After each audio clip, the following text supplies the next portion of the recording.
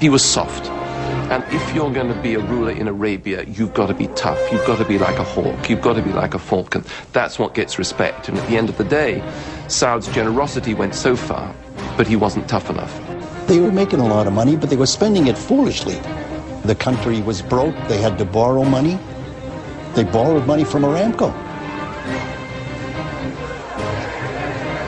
King Saud was much criticized for his handling of finances, but little was known about his other weakness, a safely guarded secret, which contributed to his downfall.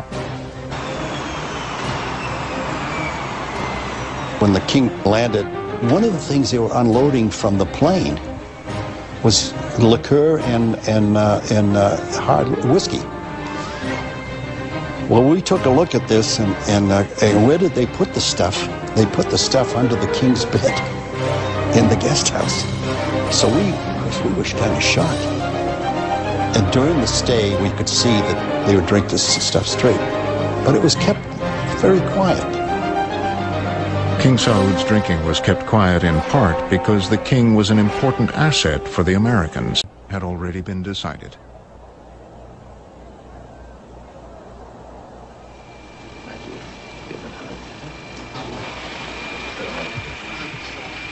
In 1975, Khalid bin Abdulaziz became Saudi Arabia's fourth king.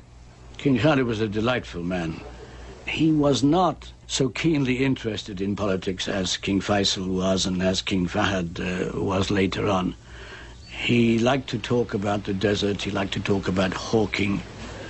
When I took visitors to see him, he wanted to talk about his hawks.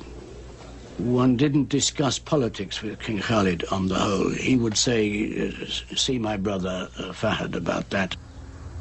Saudi Arabia was enjoying an embarrassment of riches.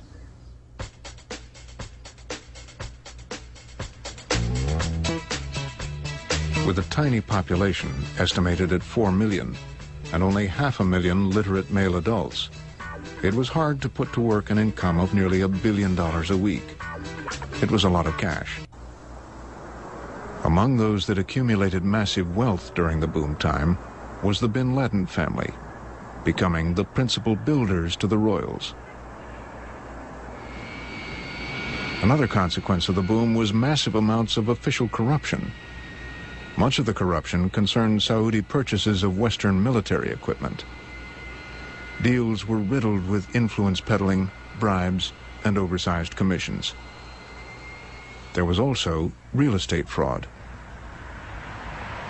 The main device for getting money from the government into the pockets of the princes is through land sales, but only the princes can register land in the desert as theirs. An ordinary citizen, Abdullah Fulan, cannot go out and say, I'm going to take this piece of land and put a marker. Only the princes can do that. So when the government then needs land to build a project, that they have to buy the land from the princes, and at astronomical prices. If downtown New York, if not downtown Tokyo at that time, unbelievable prices.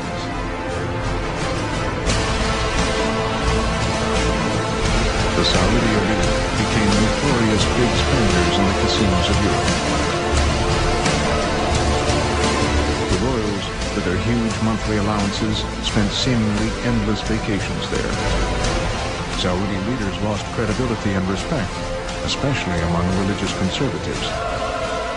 They're so corrupt in every sense, in Islamic sense, in financial sense, in administrative sense, in every sense, that no way they can reform and go back and become faithful to the country, let alone faithful to Islam. So the only way to save the country in every sense, even the basic human sense, is to change the whole royal family.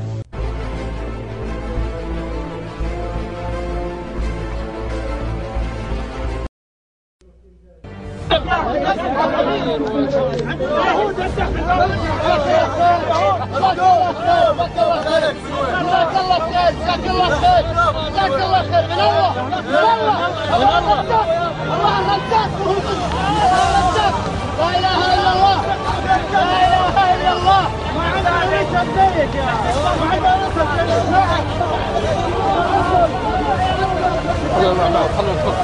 ايديكم بدين بعض ايديكم بدين بعض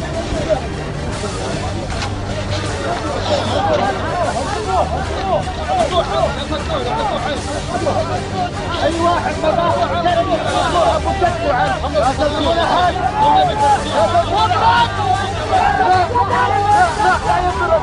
لا ينضرب احد لا ينضرب احد لا ينضرب احد سلمية سلمية ولا اضطهاد سلمية سلمية ولا قوة الحبيبة